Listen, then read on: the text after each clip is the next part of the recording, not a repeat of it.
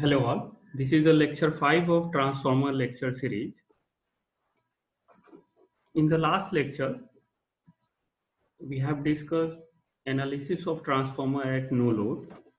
In this lecture, we are going to deal with analysis of transformer on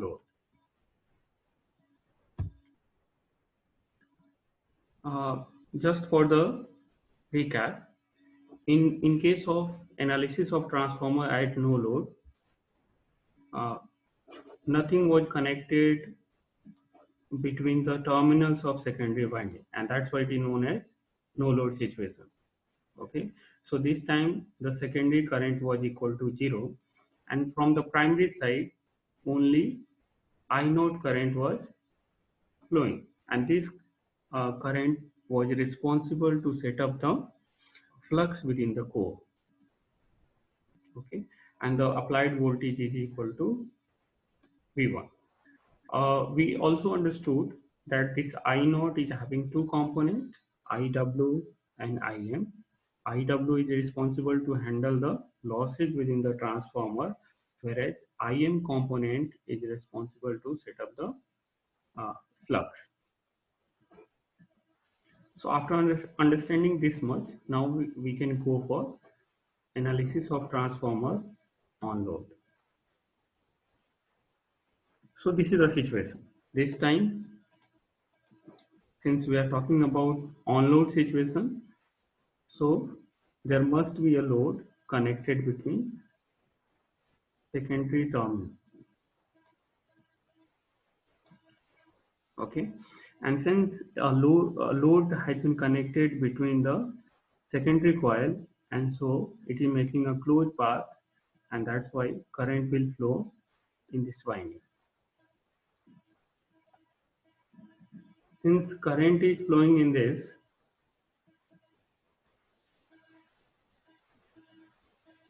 so this current will be reflected in the primary side also.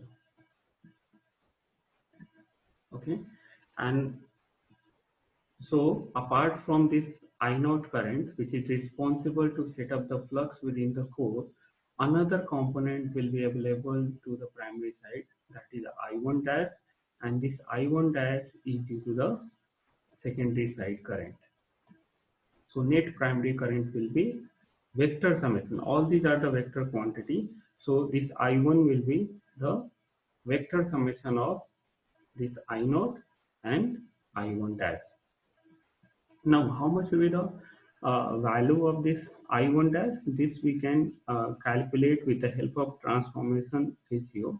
We know that transformation ratio of transformer is equal to N2 upon N1, which is equal to V2 upon V1, which is equal to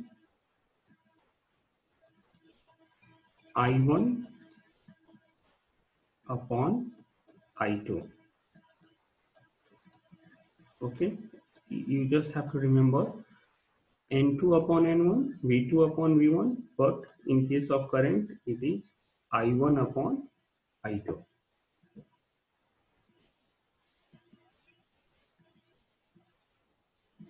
Okay, so we can easily find out how much will be the I1 dash. So I1 dash will be equal to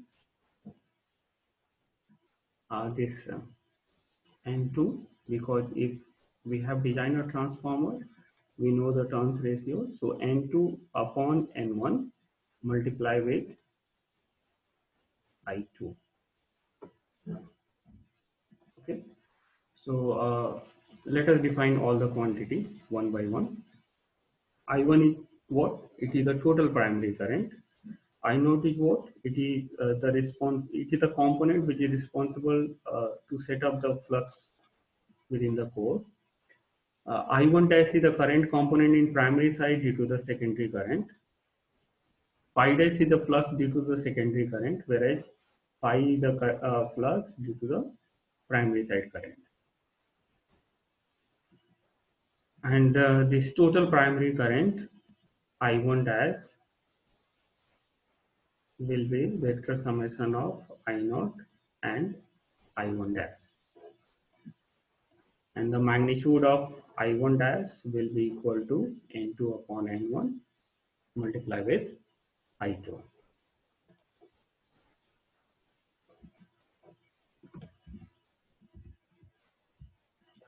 Now, let us consider the case number 1 where resistive load has been connected to the secondary coil. The nature of this load is resistive in nature. Okay. If this is resistive load, it means I1 and V2 or E2, which is the induced voltage, both are with E2 and V2 are equal, and so the phase angle between I2 and V2 will be equal to 0 degree. That means this I2 and V2 will be in phase. Okay. Now let us draw the phasor diagram. To draw the phasor diagram, again we are going to consider flux as a reference phasor, and so its mathematical equation will be phi m sin omega t,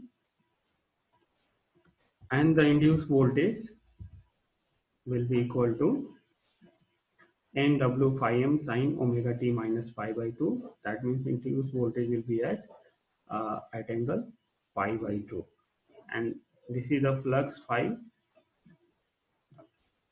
Okay, as per this mathematical equation, and so E1, that is induced voltage in the primary winding, here this is the E1, will be equal to its RMS value angle minus pi by 2. So it has been drawn over here. Okay, this is the angle minus pi by 2. E1 and E2 will be in phase, and this E2 is equal to V2, and so it will be drawn towards negative x-axis, and magnitude will differ. It depends on the transformation ratio. That means number of turns in primary and secondary. As we have seen, this is resistive load, and so I2 and V2 will be in phase, and that's why I2 will also be drawn in negative y-axis. Okay, since I2 and V2 are in phase, and that's why this component I1 dash and V1 will be in phase. Okay, and so this I1 dash will be drawn towards positive x-axis. Okay, why the positive x-axis? Because this V1 will be towards positive x-axis because V1 and E1 is correlated with negative sign. Okay, and this component I1 dash, as we have seen in the no load situation, the phase angle between this voltage V1 and I0 is phi naught, and so, and this current will lag than this voltage, and so it will be drawn over here.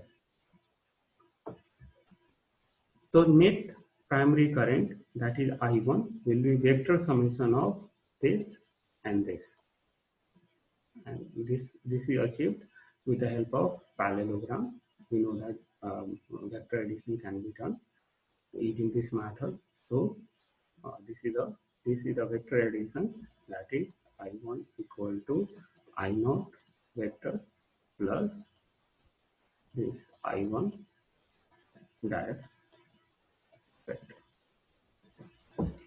So this is the phasor diagram of transformer on load when nature of load is resistive, purely resistive.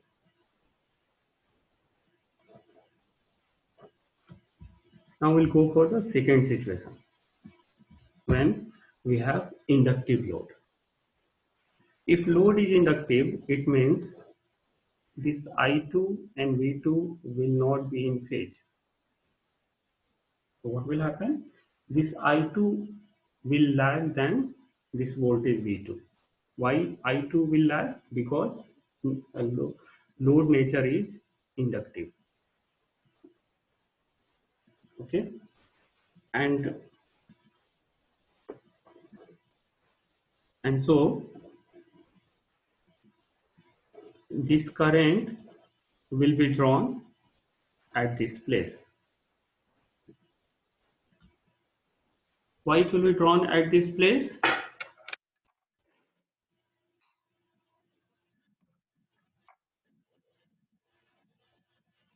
Why this current will be drawn at this place? Because this I2 is lagging than E2. Let us consider it is lagging with the phase angle phi 2, and so this I1 dash current will lag than this voltage V1 with the same phase angle, that is the phi 2. Okay, and I0 will be as same as previous case, that is it will lag than voltage V1 with the phase angle phi naught. Okay, this will change depending on the transformer. Okay, but this current will lag than this voltage, and this total primary current I1 vector will be summation of V2 vector, I1 dash, and this I0 vector. Okay, so this is a phasor diagram when the nature of the load is purely inductive, not purely inductive. Okay, if it will be purely inductive, then this angle will be equal to 90 degree. Okay, this phi 2 will be equal to 90 degree. If it is purely inductive, here we are not talking about purely inductive, we are talking about nature of the load, that is inductive. It means it will have resistive component and it will have inductive component, and it will look like this. But here L will be dominant component, and this is the situation when we have a motor.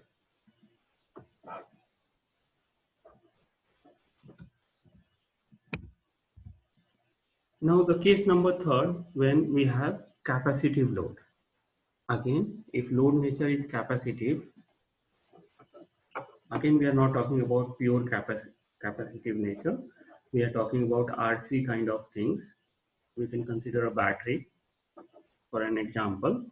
So here voltage and current will not be in phase, but current will lead than voltage.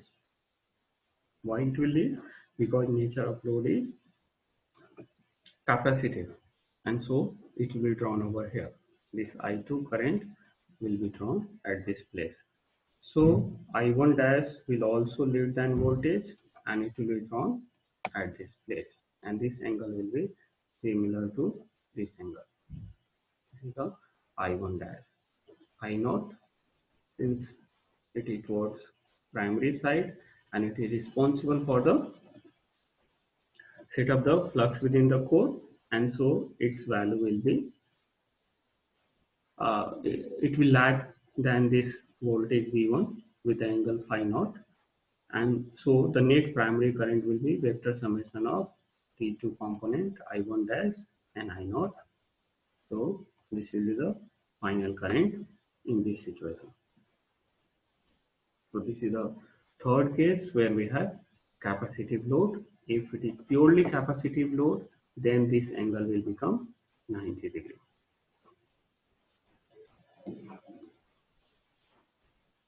Okay, so we'll stop over here. In the next lecture, we are going to deal with equivalent circuit of transformer. Thank you.